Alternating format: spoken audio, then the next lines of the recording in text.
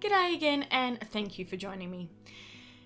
I've been very reluctant to release this video today. I actually never finished this piece. This is one of the first pieces that I have abandoned probably in years. And there's some really good reasons for that, and ultimately I felt like sharing the reasons behind why I abandoned this piece made making this video worthwhile. So if you've been watching my channel for very long, you may have noticed that after I've completed a very complicated piece or a piece that taxes me in a particularly heavy way, that I do like to follow that piece up with something that's really, really simple. That's when I like to try a new medium. That's when I like to just throw out something that I know is going to be fast and fun.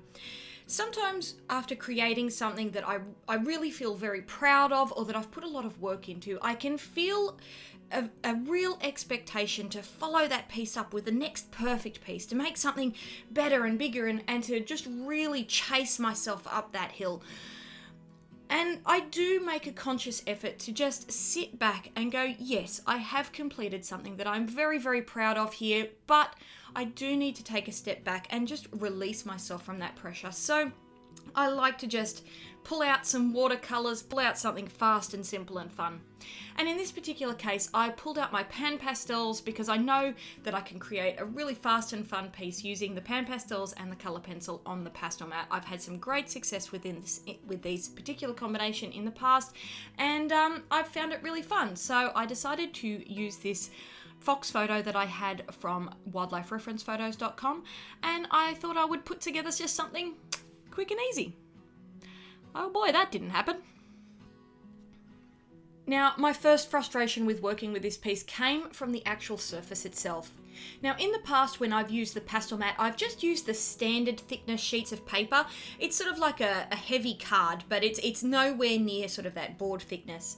Now, the last time I placed an order through Amazon, I accidentally picked up the actual board, which has the same texture as the thinner sheets of sort of that more papery surface, but it is mounted to a fairly reasonably, I'm going to say, maybe 1.5 mm board, and I just didn't enjoy working on it at all. At first, when I received the boards in the mail, they were perfectly flat and just looked beautiful to work on. But when I went to work on that board, maybe a month after I'd received it in the mail, I pulled it out of my paper storage and found that it had completely curled up on the corners. Now, I do live in a fairly humid area, and we've had some very high rain just to top that off. So I don't know if that moisture in the air had caused the boards to curl up on the edges, but it was this really frustrating shape to work on.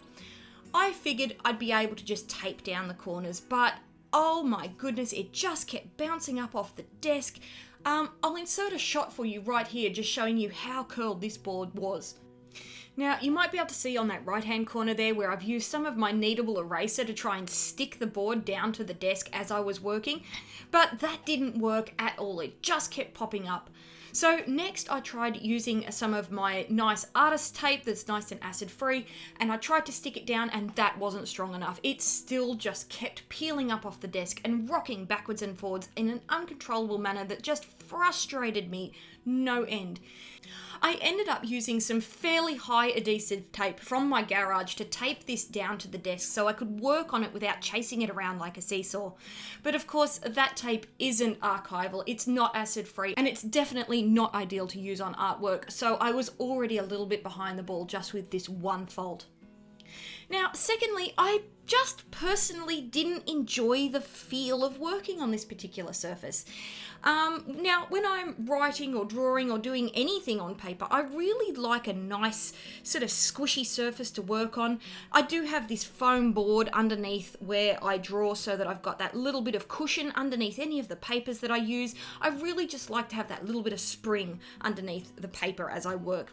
It's just my personal preference. But working on this board was really, really firm.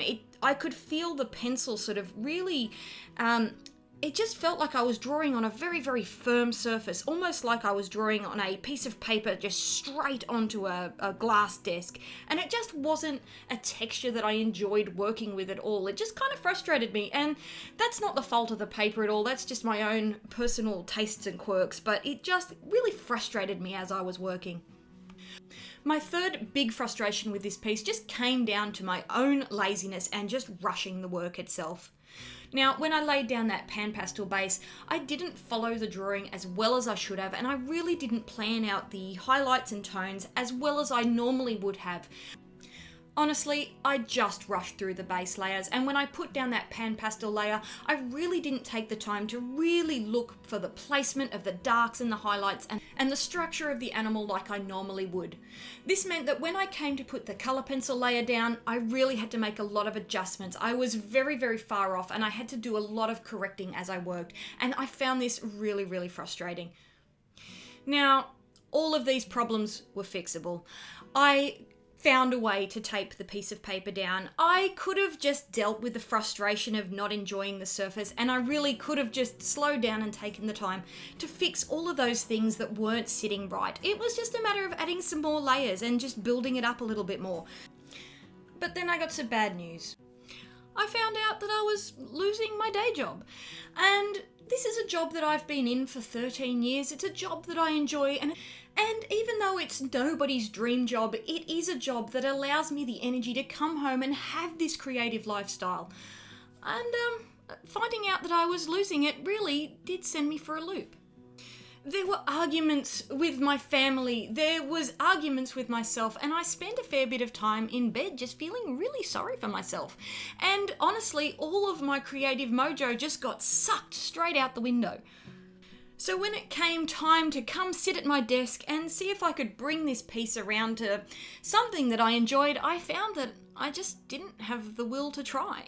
And that's something that I haven't experienced for a very long time. So this is the point of the video where I would usually show you the finished piece, but I just don't have one today. But not all is lost.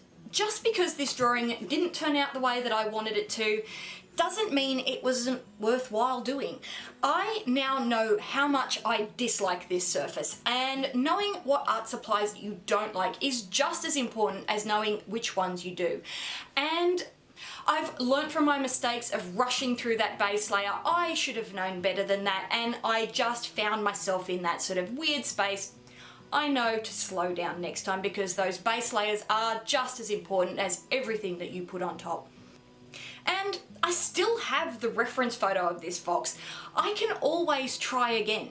So although this particular piece is being abandoned for now, doesn't mean it wasn't worth doing. I would just like to take a moment to thank my patrons. Now, of course, I don't have anything for you guys on this piece. Really, my heart's not in sharing any much more of this, but I do have for my patrons 2 real-time videos showing how I colored the same image using 2 completely different sets of pencils. So pop on by if you're interested in seeing that. I hope you've enjoyed this video. Now, while this drawing may never be completed, I will be back next week with a tutorial about choosing colours, so I hope you'll join me for that. My mojo may have left me for a minute, but I will be back at my desk with a brand new drawing. So if you'd like to see that, then why not hit that subscribe button? And as always, thank you so much for watching. Bye guys.